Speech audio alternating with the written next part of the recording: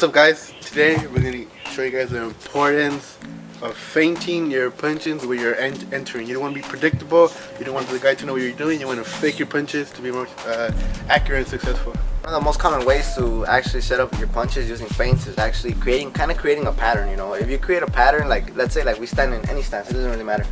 If we create a pattern, let's say just a pattern of just going to a body, right? Boom, boom. Your opposition pretty much is gonna keep that mind muscle connection that okay, so this guy's always gonna keep going to the body, right? So his body is naturally gonna produce that motion that like he's coming downstairs, or his brain is gonna be like, oh, he's coming downstairs, so we're gonna activate like the muscles to work and block downstairs, right? So all he's pretty much is waiting for is downstairs, right? And so let's say when it's time for the opposition, or in this case me, right, to throw a punch. And if I feint, right, his muscles and his mind will have this thing where he's pretty much just already into a pattern where he's just blocking downstairs, right? Where he's just blocking downstairs. So let's say if I feint, or like if I'm coming in for a punch, if I feint, his natural reaction is to block, right? And with this little feint that I do, I could come upstairs and connect a power punch of my own. And if you guys saw the Canelo and the Khan fight, that's what pretty much what Canelo did. He go into Khan's body, and like Khan got that natural reaction that so he's just coming to my body, so I have to block the body, right? And when you guys see Canelo actually land the overhand right, you guys see Amir Khan actually drops his hand a little bit, right? And he leaves himself exposed to an overhand right. And here's the example we were talking about in the previous clip. Here you guys see Amir Khan and Canelo actually going at it. Canelo actually is accumulating body punches throughout these rounds. And like we told you guys, by accumulating these body punches or just throwing these body punches downstairs, Amir Khan's natural reaction is to defend the body.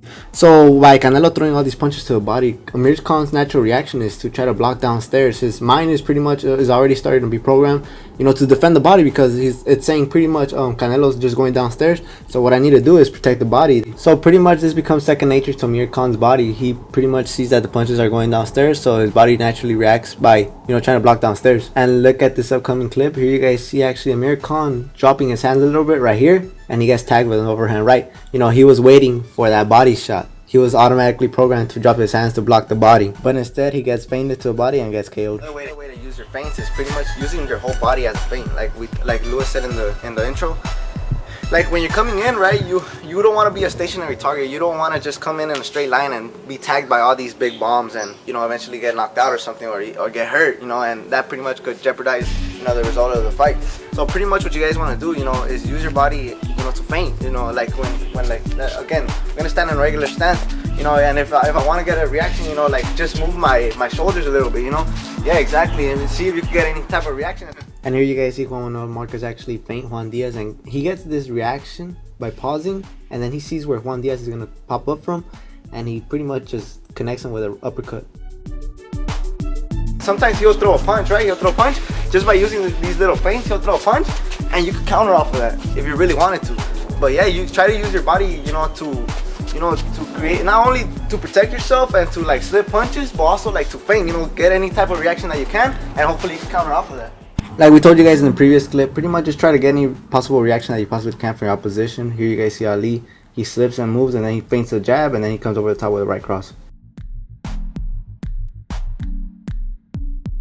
It doesn't have to be such an orthodox thing where you guys have to always follow it by the books. The fighters, they always come up with new things that helps their game. For example, Manny Pacquiao, what he does, when he comes in, he throws a lot of feints too. He also has a lot of head movement, and then he throws his left punch. And here you guys see Marquez actually fall for that little feint. Manny Pacquiao comes in, he kind of hitches a little bit and throws his left cross. That little feint pretty much set up his left cross to be landed perfectly. He comes in and he steps through. And it's just a bunch of feints. It's just a bunch of feints. He's just moving, boom, and a step through, right? And right here you guys will see the step through. Right here, first of all, you guys see Manny Pacquiao actually feint and hitch, and he sets up his left cross, and then he pivots out to his right.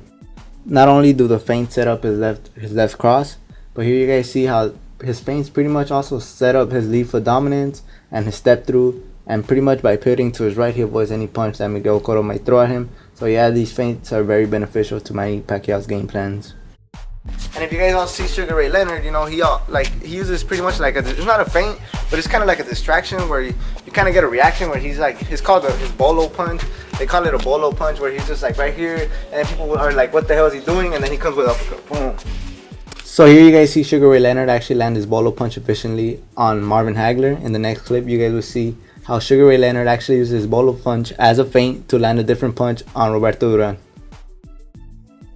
So here you guys see Sugar Ray Leonard actually trying to set up his bolo punch, but instead of actually throwing the bolo punch itself, he uses it as a distraction or a feint, and then he decides to throw a jab itself, and this jab pretty much just lands cleanly on Roberto Duran's face.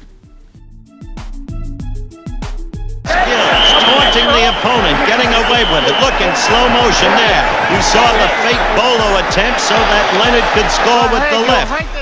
Those are just like feints, you know. They're unorthodox. They're things just to get a reaction, so you counter and, you know, land some punches, you know, get some points, hopefully knock out your opposition.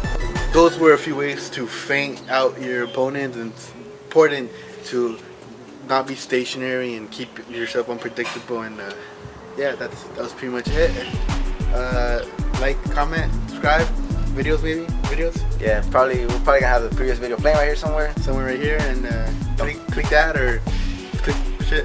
Okay, start clicking everything down below. Alright, thank you guys. Don't be a momo.